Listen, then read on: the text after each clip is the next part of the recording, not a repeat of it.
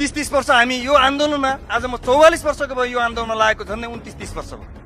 आज बोल्न मान्ने भइहाल्छ। राजनीति गरेको 6 महिना पुगेको छैन गृहमन्त्री, 4 वर्षमा प्रधानमन्त्री, 3 महिनामा चाहिँ सांसद भएर आउनु भएको छ।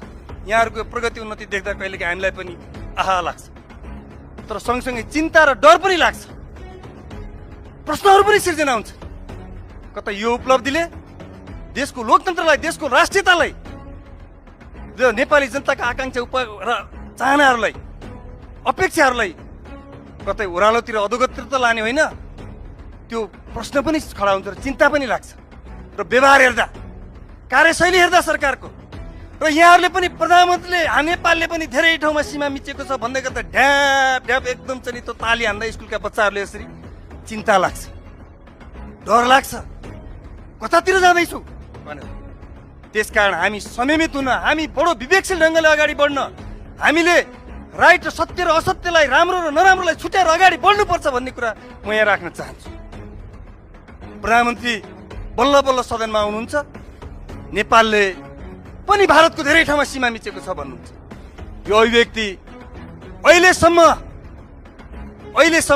सार्वभौम सत्ता सम्पन्न राष्ट्रका कुनै पनि कार्यकारी प्रमुखले विश्वमा कहीँ पनि दिएको छ। इभन अमेरिका, भारत, चीन, रसिया जस्ता शक्तिशाली राष्ट्रका प्रमुखहरूले पनि दिएको छैन। मानिसहरू दिन सक्दैन।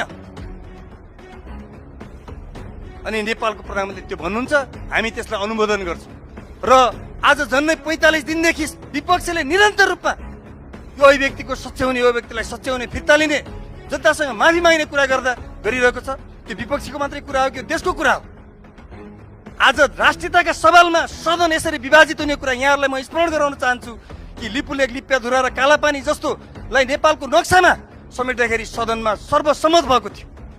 राष्ट्रियताका विषयमा आज सदनमा सर्वसम्मत हुनुपर्छ कि पर्दैन थियो, तर आज विभाजित छ। यो गम्भीर र दुःखद कुरा हो। अनि यो कुरा विपक्षीले उठाउँदा, यो कुरा विपक्षीले सदनमा चाहिँ यो राष्ट्रघात भयो, यो देशद्रोह भयो, यो गलत भयो भन्दा चाहिँ अनि विपक्षीले विरोध गरेको मान्नुहुन्छ। हामीले भन्यौँ सुकुम्बासीको यथेष्ट व्यवस्थापन गरेर, उचित व्यवस्थापन गरेर, ठिक छ हुकुमबासीलाई कारबाही गरौँ, तर वास्तविक सुकुम्बासीको पहिचान गरेर उचित व्यवस्थापन गरौँ भन्यौँ। हामीलाई विरोधी बनाइयो, तर आज हामीले भनेको कुरा सत्य रहेछ कि रहन्छ?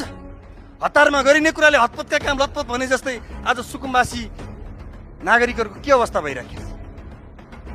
आज विश्व गुरुङ जो 5 कक्षामा पढ्ने एउटा सुकुम्बासी बस्तीमा बस्ने बच्चा रोइरहनु भएको छ। अनि उतातिर गणेश